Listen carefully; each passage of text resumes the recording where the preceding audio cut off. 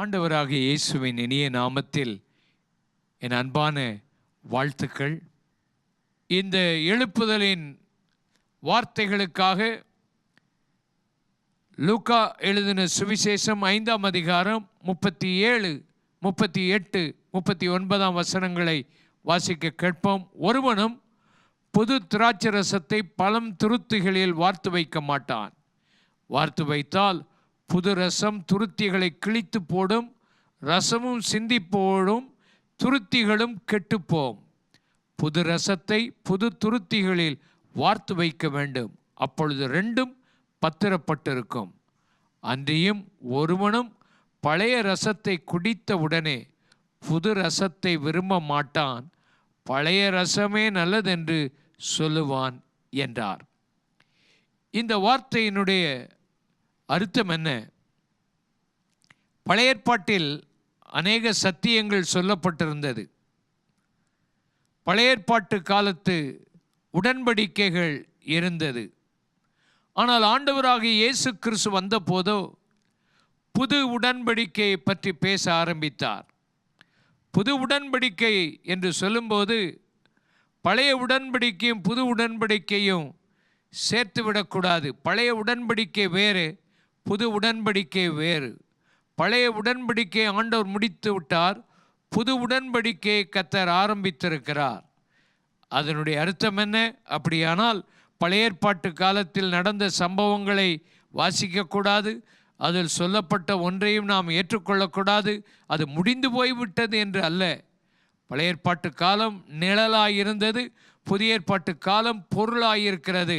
பழைய ஏற்பாட்டு காலத்தில் நடந்த அநேக சத்தியங்கள் நமக்கு பிரயோஜனம் உள்ளவைகள். ஆனால் இந்த புதிய ஏற்பாட்டு காலத்தில் இருக்கிற இந்த புதிய கற்பனைகளை நாம் பார்க்கும்போது பழைய ஏற்பாட்டில் சொல்லப்பட்டதை விட புதிதான அளவுக்கு அதனுடைய தரம் உயர்த்தப்பட்டது. பழைய ஏற்பாட்டிலே விபச்சாரம் செய்யக்கூடாது. புதிய ஏற்பாட்டிலே ஒரு ஸ்திரியை இச்சையோடு பார்க்கிற எவனும் தன் இருதயத்தில் விபச்சாரம் செய்தாயிற்று. பழைய ஏற்பாட்டிலே கோபப்பட்டு கத்தியை எடுத்து ஒருவனை கொலை செய்தால் கொலை. ஆனால் புதிய ஏற்பாட்டிலே நியாயமில்லாமல் கோபப்பட்டு எரிச்சல் படுகிறவன் எரி நரகத்துக்கு பாத்திரவான். அதனுடைய தரம் உயர்ந்தது. ஆகையினாலே இந்த புதிய திராட்சரசத்தை புது துருத்தியை உண்டாக்குங்கள். இந்த எழுப்புதல் வர வேண்டுமானால் நம்முடைய வாழ்க்கை புதிதாக மாற வேண்டும். பழைய பாரம்பரியங்களையும் பழைய வாழ்க்கையுமே நாம் வைத்து கொண்டு இருப்போமே ஆனால் வாழ்க்கையிலே எழுப்புதலை காண முடியாது. எழுப்புதல் வர வேண்டுமானால் புதிய திராட்சரசம் நமக்கு வேணும். ஒரு புது அபிஷேகம் வேணும், ஒரு புது கிருபை வேண்டும், ஒரு புது விசுவாசம் வேண்டும். புதிதாக ஆண்டவர் வேதத்தை வாசிப்பதிலே ஒரு மாற்றத்தை கொண்டு வர வேண்டும். நம்முடைய வாழ்க்கை முறைகள் மாற வேண்டும், நம்முடைய துருத்தி மாற வேண்டும். புதிய ஆவியோடு புது அபிஷேகத்தோடு இந்த நாட்களில் நாம் மாறும்போது தான் எழுப்புதலை நாம் காண முடியும். ஆனால் அநேகர் பழைய துருத்தியிலே புது ரசத்தை ஊற்றும் போது துருத்திகள் கிழிந்து ரசமும் சிந்தி போகும். அநேகருடைய வாழ்க்கையில் எத்தனை முறை ஆண்டவருடைய வார்த்தையை கேட்டாலும் ஆண்டவருடைய செய்தியை கேட்டாலும் எழுப்புதலை குறித்து கேட்டாலும் பழைய நிலைமையிலேயே இருந்து துருத்தியும் கிழிந்து போகிறது, சொல்லப்படுகிற தேவனுடைய வார்த்தைகளும் நிற்கிறதில்லை. எல்லாமே வேஸ்டாக போன ஒரு வாழ்க்கையை நாம் பார்க்கிறோம். ஆனால் இந்த நாட்களில் இந்த வார்த்தைகளை கேட்கிற உங்கள் வாழ்க்கையில் எத்தனை பேருடைய வாழ்க்கையில் ஒரு மாறுதல் தேவை என்று உணர்கிறீர்கள்? எத்தனை பேருடைய வாழ்க்கையில் ஒரு எழுப்புதல் தேவை என்று உணர்கிறீர்கள்? எத்தனை பேருடைய வாழ்க்கையில் எப்படியாயினும் ஒரு மாற்றம், ஒரு சபைகளிலே ஒரு மாற்றம் வந்து விடாதா? நம்முடைய தேசத்தில் எவ்வளவு எழுப்புதல் இந்த நாட்களில் தேவை. மற்ற காரியங்களெல்லாம் இந்த நாட்களில் முடுக்கிவிடப்பட்டு எதிர்ப்புகளும் பயங்கர போராட்டங்களும் நமக்கு வந்து கொண்டிருக்கும் போது தேவன் விழித்து பார்த்து கொண்டிருக்கிறார். புது துருத்திகளை ஆயத்தப்படுத்துகிற சபைகளை பார்க்கிறார். புது துருத்திகளை ஆயத்தப்படுத்துகிற அநேக விசுவாசிகளை ஆண்டவர் பார்க்கிறார். தன்னுடைய புது திராட்சரசமாகிய அபிஷேகத்தையும் நல்ல அனுபவங்களையும் கொடுப்பதற்காக ஆண்டவர் இந்த நாட்களிலே காத்து கொண்டே இருக்கிறார். உங்கள் வாழ்க்கையில் இந்த எழுப்புதல் வருவதற்கு நீங்கள் அனைவரும் உங்களை ஒப்புக்கொடுத்து நீங்கள் ஜெபம் பண்ண ஆரம்பியுங்கள். இந்த வசனங்களை, இந்த எழுப்புதலின் சரித்திரங்களை நீங்கள் கேட்க மறக்காதிருங்கள். ஆண்டவர் உங்களை ஆசீர்வதிப்பார். 1ஆம் நூற்றாண்டிலே இயேசு கிறிஸ்து தம்முடைய சீஷர்களை அழைத்து கூடவே வைத்து 3 ஆண்டுகள் அவர்களுக்கு உபதேசம் பண்ணினார். ஆனால் அவருடைய வாழ்க்கையில் மாற்றம் வரவில்லை. அவருடைய வாழ்க்கையிலே அநேக தோல்விகள் வந்தது. ஆனால் இயேசு அவர்களை பார்த்து சொன்னார், நான் போகிறது உங்களுக்கு பிரயோஜனமாயிருக்கும்.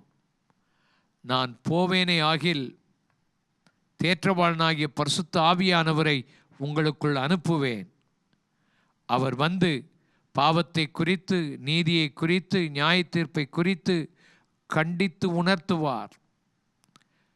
சத்திய ஆவியானவர் வரும்போது உங்களை சகல சத்தியத்துக்குள்ளும் நடத்துவார் என்று சொல்லி போனார். அவர் போன பின்பு இந்த சீஷர்கள் எல்லாரும் மேல் வீட்டிலே வந்து 10 நாட்கள் இரவு பகலாக உன்னதத்தில் இருந்து வரும் பலனால் தரிப்பிக்கப்படும் வரைக்கும் நீங்கள் எருசலேமிலே காத்திருங்கள் என்று சொன்னார். பரிசுத்த ஆவியானவர் வரும்போது நீங்கள் பலனடைவீர்கள். நீங்கள் எருசலேமிலும் யூதேயாவிலும் சமாரியாவிலும் பூமியின் கடைசி பரியந்தம் எனக்கு சாட்சிகளாய் இருப்பீர்கள் என்று அவர்களுக்கு சொல்லி போனார். அவர்கள் அப்படி காத்திருந்த போது பரிசுத்த ஆவியானவர் மேல் வீட்டிலே இறங்கின போது பலத்த காற்றடிக்கிற முழக்கமும் அக்கினிமயமான நாவுகளோடு அவர்கள் தலையின் மேல் ஒவ்வொருவர் மேலும் வந்து அமர்ந்தது. அவர்கள் பற்பல பாஷைகளை பேசினார்கள். 17 தேசத்திலிருந்து வந்தவர்கள் அந்த இடத்தில் கூடி வந்தபோது அவர்கள் நம்முடைய பாஷையில் பேசுகிறார்களே, இவர்கள் கலிலேயர் அல்லவா என்று சொன்னார்கள். மற்றவர்களோ இவர்கள் மதுபானத்தினால் நிறைந்திருக்கிறார்கள் என்று சொல்லி கொண்டிருந்ததை நாம் வாசிக்கிறோம். பரிசுத்த ஆவியானவர் எருசலேமிலே ஊற்றப்பட்டு அந்த சீஷர்களை எல்லாம் ஆண்டவர் தைரியமுள்ளவர்களாக மாற்றி அவர்களை இரத்த சாட்சிகளாக மாற்றினார். சாட்சிகள் என்றாலே இரத்த சாட்சிகள். அப்படிப்பட்ட அனுபவத்தோடு அவர்களை கொண்டு வந்தபோது எழுப்புதல் முதல் நூற்றாண்டிலே சபை உருவாக்கப்பட்டு வந்தது. எருசலேமிலே ஆரம்பித்த அந்த எழுப்புதல் தொடர்ந்து பல நாடுகளுக்குள்ளே அது போய்கொண்டே வந்தது. இன்னும் நம்முடைய தேசத்தில் எழுப்புதல் ஆங்காங்கே சில இடங்களில் நடந்திருக்கிறதை தவிர நம்முடைய முழு தேசத்திலும் நடப்பதற்காகத்தான் அந்த எருசலேமிலே ஊற்றப்பட்ட அந்த ஆவியானவர் மறுபடியும் நம்முடைய தேசங்களில் ஊற்றப்படுவதற்கு அவர் விரும்பிக் கொண்டிருக்கிறார். ஆதி திருச்சபையில் ஆரம்பித்த அந்த எழுப்புதல் ஒரே பிரசங்கத்தில் 3000 பேர் ரட்சிக்கப்பட்டார்கள். ஒரே அற்புதத்தை கண்டபோது 5000 பேர் திரும்ப வருகிறார்கள். சபைகள் வளர்ந்து பெருகிற்று. 3 காரியங்கள் வளர்ந்து பெருகிற்று. 1,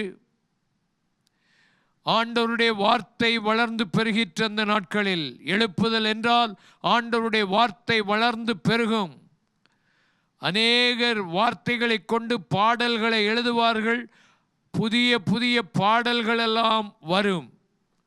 2வது, சீஷர்கள் பெருகினார்கள். ஊழியம் செய்வதிலே அநேக மக்கள் ஈடுபாடு கொள்வார்கள். எழுப்புதல் வந்தால் ஒவ்வொரு விசுவாசியாய் வந்து ஆலயத்திலே நாற்காலியை உட்கார்ந்து விட்டு போகிறவராக இருக்க மாட்டார்கள். ஒவ்வொருவரும் சுவிசேஷத்தை அறிவிப்பதிலும் ஊழியம் செய்வதிலும் தங்களுடைய குணங்கள் இயேசுவை போல மாற்றப்படுவதிலும் சீஷத்துவத்துக்குள் அவர்கள் வருவார்கள். இந்த சீஷத்துவம் அவருடைய வாழ்க்கையை மாற்றி அமைக்கும். மூன்றாவது, அவர்களுடைய வாழ்க்கையில் அற்புதங்களும் அடையாளங்களும் அந்த நாட்களில் பெருகி வந்தது. சப்பானிகள் எழுந்து நடந்தார்கள். வஸ்திரத்தின் நிழல் பட்டபோது, பேதுருவின் நிழல் பட்டபோது சுகமடைந்தார்கள். பவுலின் கைகளினாலே ஆண்டவர் விசேஷித்த அற்புதங்களை செய்தார். அற்புதங்கள் விருத்தி அடைந்தது. 1ஆம் நூற்றாண்டின் எழுப்புதலிலே இந்த 3 காரியங்களில் ஒரு பெரிய விருத்தி வந்ததை பார்க்கிறோம். இந்த நாட்களிலேயும் தேவனுடைய வார்த்தைகள் வளர்ந்து பெருகணும். தேவனுடைய சமூகத்தில், சபைகளிலே சீஷர்கள், ஊழியம் செய்கிறவர்கள் வளர்ந்து பெருகணும். எங்கும் அற்புதங்களும் அடையாளங்களும் நடக்கணும். அதுதான் ஆண்டவர் செய்கிற பெரிய காரியம். அற்புத அடையாளம் நடக்கும். ஆண்டவர் சொல்லியிருக்கிறார், மெய்யாகவே மெய்யாகவே நான் உங்களுக்கு சொல்லுகிறேன், நான் என் பிதாவினிடத்துக்கு போகிறபடியினால் என்னை விசுவாசிக்கிறவன் நான் செய்கிற கிரியைகளை தானும் செய்வான், இவைகளை பார்க்கிலும் பெரிய கிரியைகளை செய்வான் என்று சொல்லியிருக்கிறார். பெரிய பெரிய ஊழியர்களை கொண்டல்ல, சாதாரணமான மக்களை கொண்டு அற்புதங்கள் அடையாளங்கள் நடக்கும் என்பதில் சந்தேகமில்லை. நீங்கள் இருக்கிற இடத்திலே கைகளை நல்லா உயர்த்தி, காதுள்ளவன் கேட்க கடவன் என்று ஆண்டவர் சொல்லுகிறதின் ரகசியம். காதுகள் இருந்தாலும் மக்களுக்குள் அந்த சத்தம் போகிறதில்லை. விதைக்கிறவன் விதைக்க போன பொழுது விதைகளையெல்லாம் பிசாசு பொறுக்கி போட்டது. முட்கள் வந்து நெருக்கி போட்டது. ஆழமாய் வேர் விடாதபடி அவைகள் வளர்ந்தது, தீந்து போயிற்று. காதுள்ளவன் கேட்க கடவன். ஆண்டவருடைய வசனம் உன் காதுகளுக்குள் போகும்போது அது உன் இருதயத்துக்குள் போக வேண்டும். உன் ஆவிக்குரிய கண்கள், உன் ஆவிக்குரிய காதுகள் திறக்கப்பட வேண்டும்.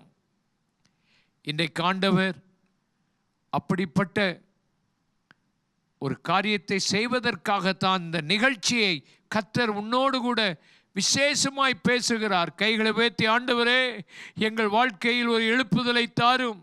நாங்கள் போகிற சபையில் ஒரு எழுப்புதலை தாரும்.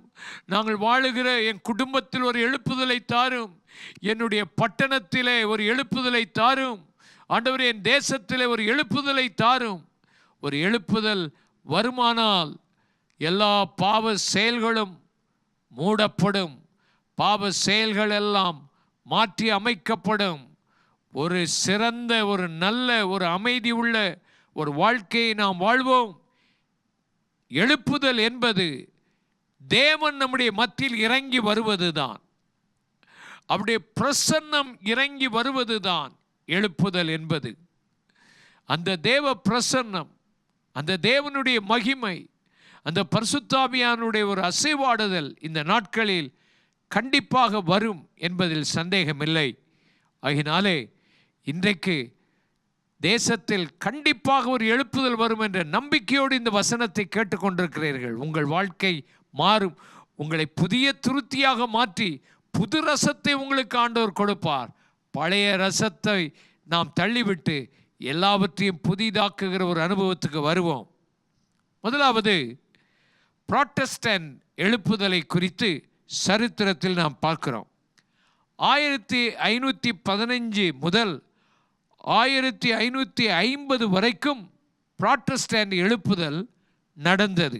இந்த நாட்களில் பல தவறான கொள்கைகள் வந்தது. பாவ அறிக்கைகள் யாரிடத்தில் பண்ண வேண்டும் என்று சரியாக போதிக்கப்படவில்லை. பாவ மன்னிப்பு சீட்டுகள் கொடுக்கப்பட்டது. காணிக்கையை வாங்கி பாவ மன்னிப்பு சீட்டுகள் கொடுக்கப்பட்ட நிலைமை இருந்தது. மனிதன் மரித்த பின்பு ஒரு இடத்துக்கு போகிறான்.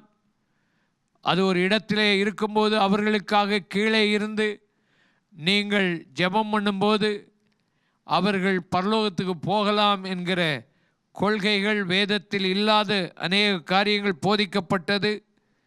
இப்படி மரித்தவர்களுக்காக ஜெபம் பண்ணுவது, மரித்தவர்களிடத்தில் போய் பரிசுத்தவான்களிடத்தில் ஜெபம் பண்ணுவது போன்ற அநேக காரியங்கள் 7 விதமான கிரியைகளை நீங்கள் செய்தால் பரலோகத்துக்கு போய்விடலாம் என்கிற நம்பிக்கை ஏராளமாக இருந்தது. அப்பொழுது மார்ட்டின் லூத்தர்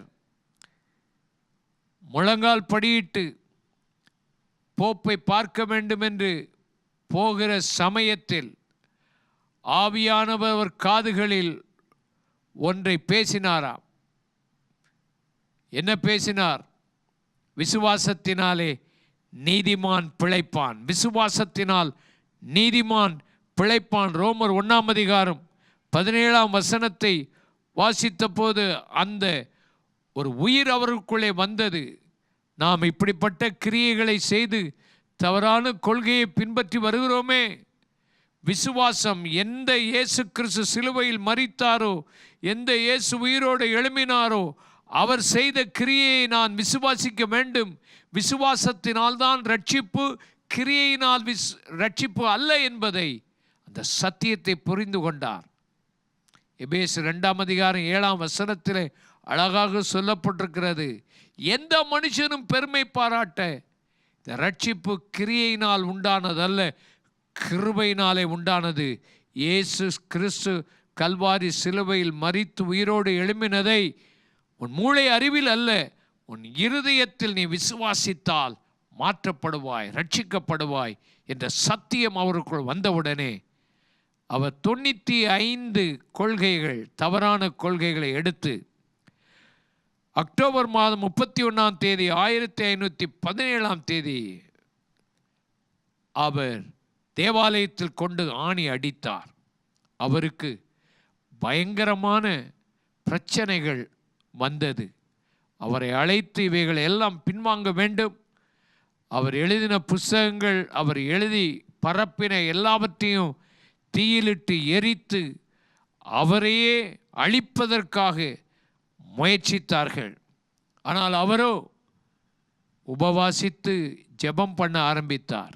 ஒரு நாளைக்கு குறைந்தது 3 மணி நேரமாவது உபவாசித்து காலையில் எழும்பி அவர் ஜெபம் பண்ண ஆரம்பித்து ஒரு பெரிய புரட்சியை உண்டாக்கி அங்கிருந்து வெளியே வந்தபோது ஒரு பெரிய எழுப்புதல் 500 ஆண்டுகளுக்கு முன்பு ஆரம்பித்தது. அருமையான தேவனுடைய ஜனமே, அப்படிப்பட்ட ஒரு புரட்சி வீரனாக மார்ட்டின் லூத்தரை ஆண்டவர் பயன்படுத்தி தேவனுடைய கிரியைகளை விசுவாசத்தினாலே காண்பதற்கும் எழுப்புதலை பார்ப்பதற்கும் ஆண்டவர் உதவி செய்தார். வேதாகமத்தை அந்த நாட்களில் யாரும் வாசிக்க முடியாது. பிரிஸ்ட் மாத்திரம்தான் அந்த வேதத்தை எடுக்க முடியும். லே பீப்புள், சாதாரண மனிதர்கள் வேதத்தை வாசிக்க முடியாது என்ற கொள்கையெல்லாம் இருந்ததை மாற்றி அதற்கு பின்பு வேதாகமெல்லாம் மொழிபெயர்க்கப்பட்டு அச்சடிக்கப்பட்டு எல்லார் கையிலேயும் வந்தது. ஒரு பெரிய எழுப்புதல், ஒரு புரட்சியின் மூலமாக வந்தது. இந்த நாட்களிலேயும் அப்படிப்பட்ட புரட்சி வீரர்களை கர்த்தர் எழுப்பி எழுப்புதலை கொண்டு வர வேண்டும். உன்னுடைய வாழ்க்கையில் ஆண்டவர் இன்றைக்கு இந்த ராத்திரி வேளையில் பேசுகிறார். உன்னுடைய வாழ்க்கையையும் ஆண்டவர் ஒரு எழுப்புதலை வீரனாக மாற்ற உன்னை அழைக்கிறார். உன்னுடைய வாழ்க்கை மாறும். புது திராட்சரசத்தை புது திருப்தியில் ஆண்டவர் ஊற்றுகிறார். இன்றைக்கு உன்னுடைய வாழ்க்கையில் அந்த எழுப்புதலை பார்ப்பாயாக. இங்கிலீஷ் ரிவைவல் இங்கிலாந்து தேசத்தில் அதற்கு பின்பு எப்படி எழுப்புதல் வந்தது என்பதை நாம் கற்றுக்கொண்டால் ஆசீர்வாதமாக இருக்கும். அது 1730 முதல் 1780 வரை பல புரட்சிகள் நடந்த சமயம். பல குடிகாரர்கள், ஏராளமான பேர், ஒரு பென்னிக்கு 2 பாட்டில் உனக்கு குடி கிடைக்கும் என்று எல்லா இடத்திலும் எழுதப்பட்ட நாட்கள். அது மாத்திரமல்ல, பல மனைவிகளை திருமணம் செய்து தாறுமாறாய் வாழ்ந்த வாழ்க்கைகள். திருமண ரத்துக்கள் அதிகமாய் நடந்தது. அசுத்தமான படங்களை பார்த்து ஜனங்கள் கேடுகட்ட வாழ்க்கை நடத்தி வந்த காலம். அந்த நாட்களில் கர்த்தர் சிலருக்கு பாரத்தை கொடுத்தார். அப்படி பாரம் பெற்றவர்கள் தான் ஜார்ஜ் ஒயிட்ஃபீல்ட் என்பவரும் ஜான் அண்ட் சார்ல்ஸ் வெஸ்லி என்ற 2 சகோதரர்கள். சிலருக்கு ஆண்டவர் அந்த பாரத்தை கொடுத்தார். இந்த நாட்களிலேயும் இப்போ இருக்கிற இந்த உலக நிலையை பார்த்தால், இப்போ வந்திருக்கிற இந்த வைரஸ் எல்லா மனிதர்களையும் பாகுபாடின்றி அழித்து கொண்டிருக்கிறது. எல்லா தேசங்களுக்கும் பரவி வருகிறது. எல்லா மக்களுக்குள்ளும் பயம், எல்லாம் நஷ்டம், எல்லாம் போராட்டம், பயங்கரமான அசுத்தமான பாவ பழக்கங்கள் பயங்கரமாக இந்த உலகத்தில் ஏறிக்கொண்டு போகும்போது சிலருக்கு ஆண்டவர் பாரத்தை கொடுக்கிறார். சிலருக்கு ஆண்டவர் சத்தியத்தை கொடுத்திருக்கிறார். இந்த நாட்களில் வசனத்தை கேட்கிற உனக்குள்ள இந்த பாரத்தை கொடுக்கிறார். ஒரு 4 பேர் கூடி ஜெபம் பண்ண ஆரம்பித்தார்கள். ஃபெட்டர் லேன் என்ற இடத்திலே, இங்கிலாந்திலே அவர்கள் கூடி ஜெபித்தார்கள். ஒரு 60 பேர் சேர்ந்து ஜெபம் பண்ண ஆரம்பித்தார்கள்.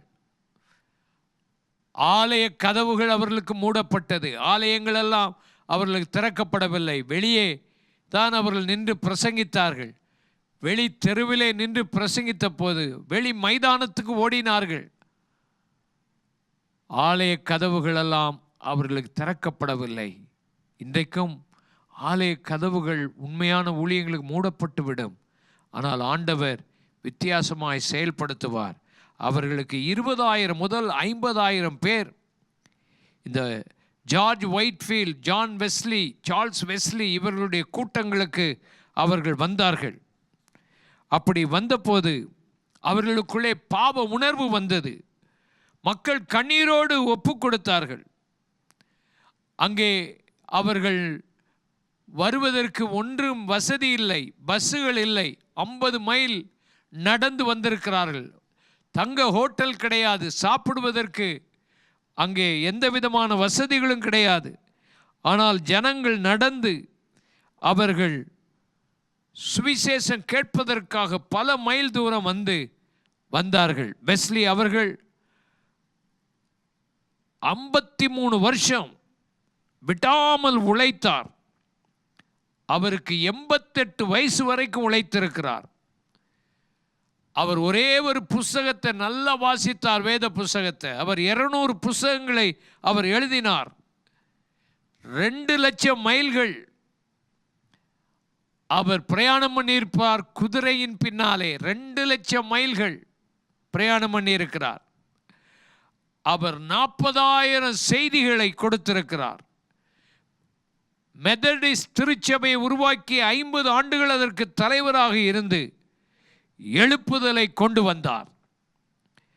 எழுப்புதல் என்பது ரோஜாப்பூ மெத்தை அல்ல, கடினமாய் பாடுபடுவது. 83 வயதிலே அவர் சொல்லுகிறார், 15 மணி நேரம் நான் வேதத்தை வாசித்து ஜெபிக்கிறதற்கு எனக்கு இன்னும் டைம் போதவில்லையே என்று சொல்லுகிறார்.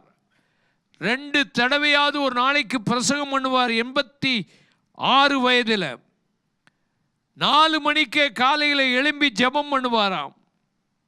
எப்படியாயினும் ஆண்டவர் பெரிய காரியத்தை செய்ய வேண்டும். மீட்பின் திட்டம், மீட்பின் பாடல்களை அவர்கள் பாடி காலையிலே எழும்பி ஜெபிப்பதன் மூலம் அந்த பிரசங்க பீடமெல்லாம் அக்கினியினால் நிரம்பினது. தேவ ஆவியானவர் இறங்கி வல்லமையாய் அந்த நாட்கள் ஊற்றப்பட்டார். கிட்டத்தட்ட 5 லட்சம் மக்களுக்கு மேலே ரட்சிக்கப்பட்டு சபைகளிலே சேர்க்கப்பட்டார்கள். ஏராளமான ஆத்துமாக்கள் கூடி வந்தார்கள். தேவநாமம் மகிமைப்பட்டது. கண்களை மூடி நாம் ஜெபம் பண்ணுவோம். இப்படிப்பட்ட எழுப்புதல் இந்த இந்தியாவில் வர, சரித்திரத்தில் பார்க்கிற இந்த எழுப்புதலை நாங்கள் பார்க்க உதவி செய்யும். இன்றைக்கு ராத்திரி இந்த செய்தியை கேட்ட ஒவ்வொருவரையும் புது துருத்தியாக மாற்றும். புது ரசத்தை அவர்களிலே ஊற்றிவிடும். ஒரு பெரிய எழுப்புதலின் அக்கினி தீ எங்கள் தேசத்தில் வர, எங்கள் சபைகளில் வர, எங்கள் குடும்பங்களில் வர. ஆண்டவரே, ரட்சிக்கப்படாத மக்கள் எல்லாம் ரட்சிக்கப்பட ஒரு பெரிய காரியத்தை செய்யும். உடைய நாமத்தை மகிமைப்படுத்தும், ஒவ்வொருவரையும் நீர் ஆசீர்வதித்து பலப்படுத்தும். உம்முடைய நாமம் மகிமைப்பட எழுப்புதல் வரட்டும் ஆண்டவரே, இயேசுவின் நாமத்தில் பிதாவே, ஆமென்.